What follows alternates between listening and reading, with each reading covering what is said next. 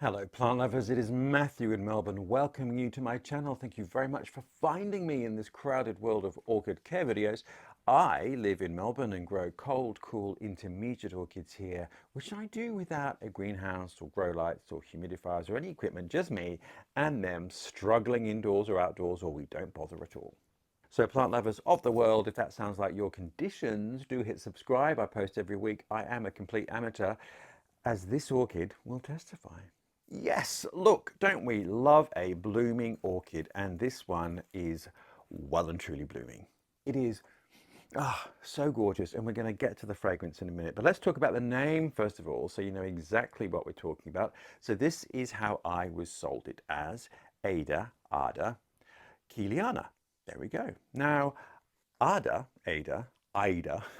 was an ancient Greek historical character, and she had quite a complex life, let's just say, which included marrying her brother, which perhaps will never end well. And she was ruler of a part of ancient Greece, which is now actually mainland Turkey, called Caria. And yes, quite a bloody and tumultuous life she had. But anyway, Ada, for some reason, was immortalized in this orchid, which is a South American orchid, but we'll get to that. However, in our taxonomist's infinite wisdom, it is now been transferred to Brassia. So it is now Brassia keiliana. And as you can see by the flowers, that certainly makes sense. However, I do think I like the romance of Aida, and her incestuous past. Ooh. Anyway, but it is nonetheless, whatever we want to call it, a beautiful orchid. So it is South American. It's found in Colombia and Venezuela, and it's a relatively highish grower, which means it can take quite cool conditions. So it's described as a cool to warm grower. So it certainly grows at a variety of altitudes. But the coolness does make it a little bit easier, I think, for me to grow than sort of classic old school brassias, which I have had no luck with, although I actually haven't tried that hard, so let's not say that. But anyway, this has just burst into bloom. Very easy to grow, but we'll get to all that. So this is a type, higher altitude, slightly mistier, cooler conditions that I think really does well in Melbourne. I have got a classic Brassia type, but it was a really not great division when I bought it. So we'll have to see if it puts on another spurt this year, whether it blooms for me or not. But Ida, Brassia, keiliana certainly is loving life here. And like most orchids, and certainly Brassia types, it is an epiphyte, which means it is growing in the nook on trees, which has sort of accumulated a little bit of moss and leaf litter. It's not a clinger to the bark itself, but more of a nestler in a nook, which is important to remember because slightly different conditions and the roots take slightly different care. But nonetheless, an epiphyte means that it's free draining, so the water is running down the branch of the tree. It will soak into the material that the roots of this orchid are sort of clinging into, but it will evaporate fairly quickly. But it will then rinse and repeat because we're in moist, beautiful highland forests. So we're getting lots of airborne moisture and then lots of precipitation. So the thing with these orchids is moisture and a little bit of drying, but not too much. Which brings us to the first point of my poor care.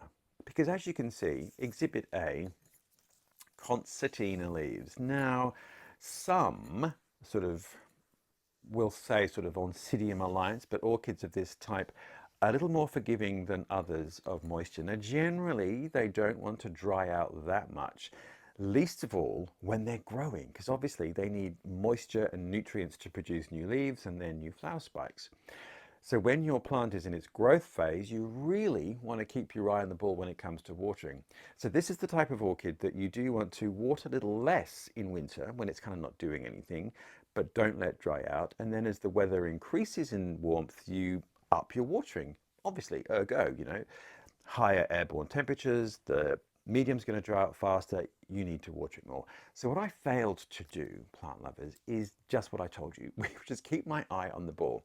So when the new growth were emerging, I just wasn't watering it frequently enough, and hence I have these quite terribly concertinaed leaves.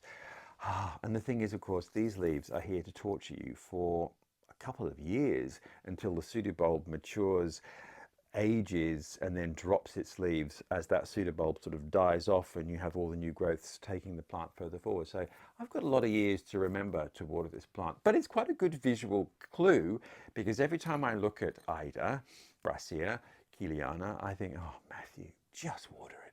So something to bear in mind, not every Oncidium type and Brassia, but certainly this particular one does not like to dry out and needs to be watered well when it's in a growth cycle. So right now in Australia, it's September, which is the first month of spring in the Southern Hemisphere, and it has burst into bloom. Now these blooms are probably going to last at least a month, but probably I might even get 2 months. And that is when it should be flowering this time of year, late winter coming into spring, and then perhaps nudging into summer a bit, depends on the particular plant and where you are. But it's a fantastic, fantastic plant. But perhaps what is most thrilling for me is the fragrance, because I have it at the base of the stairs, and every time I walk past, I think, what is that glorious smell? And it is unlike anything else, not in a bad way. For me, it smells just like Chinese jasmine tea that you get in Chinese restaurants, which I love. So it's a very fragrant, but tea-ish, if that makes any sense, fragrance. Ah, it is just stunning, stunning. So it's not sweet, it's not sickly, it's not saccharine, it's not sharp and bitter as some orchid fragrances can be. It is literally jasmine tea to me. Maybe other people will find it has a different type of fragrance to them, but that's what I'm reminded of. A stunning fragrance and powerful enough, although I have 4 spikes, so you know there's a lot of volume there, powerful enough to really sort of scent the area it's in without being overwhelming. So a stunning orchid. If you're really into fragrant orchids, have a go at this. So let's talk basic care then. We've talked about watering, which is really important with this one. But let's also talk about light. So I have this at the base of the stairs. Now I've made a grow space video, which I will link. So the bottom of our stairs here, now I'm in the Southern Hemisphere. It faces north, and in the Southern Hemisphere, that's where you get most of your light. In the Northern Hemisphere, the equivalent is a south facing area. So lots of indirect light. And in winter, the sun is lower, so it gets sort of more direct ambient light in winter, but quite cool temperatures at the bottom of the stairs. And then in summer, the sun's a little higher, so it gets sort of brighter, but more diffused indirect light. So it's a really great spot for growing orchids. But you can see it is certainly leaning towards the light because I have it in one direction and I never, you know, turn your plant as you perhaps should do every week. I'm a lazy orchid grower. And like many of this type, sort of the Oncidium alliance, Brassia types of orchids, the flower spikes emerge from the new growth. So the name of the game with all this type of orchid is to get new growths. And you do that by really giving it the best conditions, which is water and light and food. We all need food. Now, it is spring in Australia, and one of the things I do in spring is give a topical dose of a slow release fertilizer. And I just use a generic flowering plant one. You can go down many rabbit holes of fertilizing if you want, and off you go. I, though, like to keep things simple. And I've made a video about the fertilizers I use, which I'll link above and below. So fertilize once in spring with a slow release fertilizer. And then in the growing period, I use a liquid fertilizer or a liquid tonic, which could be a seaweed-based solution or worm juice, which is the runoff you get from a worm farm. And again, no matter what it is, I always dilute it down to at least sort of 1/8, 1/10 of what is recommended, because you just don't want to overfeed a plant. It will just boof out with massive growth and not be that healthy. So treat it a little mean, I say. And what I can say is this is a really vigorous grower. I bought it just over a year ago. Kind of went gangbusters, and each of the growths that it put on last season has flowered for me. And what it has done is actually produce 2 spikes per growth. So I have 4 blooming flower spikes. So it's not going to take long to get a specimen plant of this, which is going to be sensational. Now, an epiphyte, I have got it potted in a terracotta pot because I'm a terracotta pot kind of guy. And if you wanted to, you should probably perhaps have one with more aeration. And I have drilled my own pots, and I'll link that video. Very easy to do, to turn a terracotta pot into a drilled orchid pot. So when I repot this, which probably will be another year or so because it's quite vigorous, I will put it in the same depth but wider pot, and I will certainly drill holes around it. So epiphytes don't tend to want to have a deep pot, but they certainly want a broad pot if you want to grow them into quite a large specimen. So I won't be dividing this. I'll just let it get bigger and bigger and bigger and bigger. Pest-wise, the only thing I've really encountered with this is the odd mealybug, literally one. So yeah, nothing that really has attacked it for me thus far, thank goodness. Now let's look at the flowers. They're that very classic, beautiful, spiky flower, and this is a species orchid, so that means this is what it looks like out in the wild.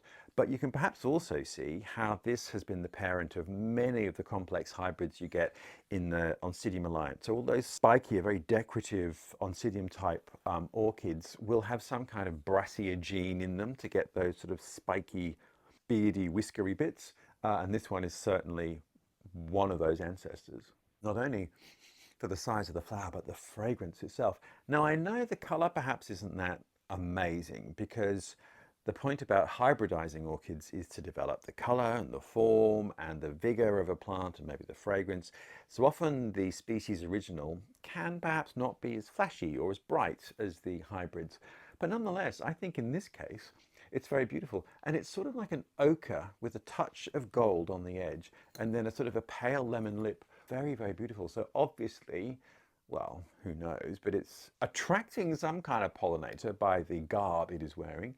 Who knows what it might be? A moth, a butterfly, some other flying beast that falls in love with this bloom. But each flower, as you can see as well, is really quite sizable. I mean, that's probably maybe 4 inches. That's quite a long flower. And as the flowers mature, they deepen in color. So this spike opened first. So the browns and the golds are becoming more luminous and deep. And these ones have just opened and they're much paler and lighter.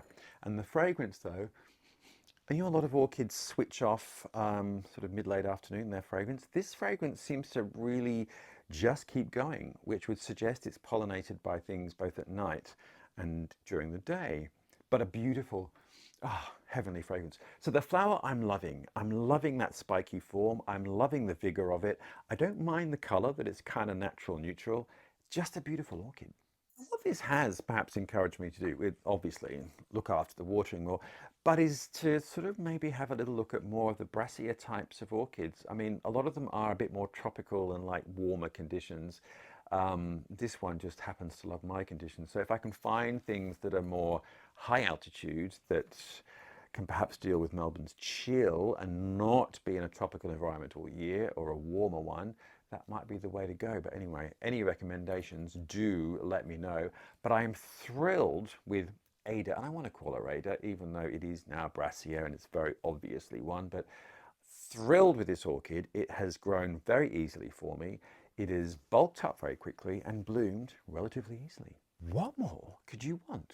And just in case you want to know where I got it from a local supplier in Australia called Dark Star Orchids, and they specialize in species orchids only. And often they are, in fact, mostly they're divisions.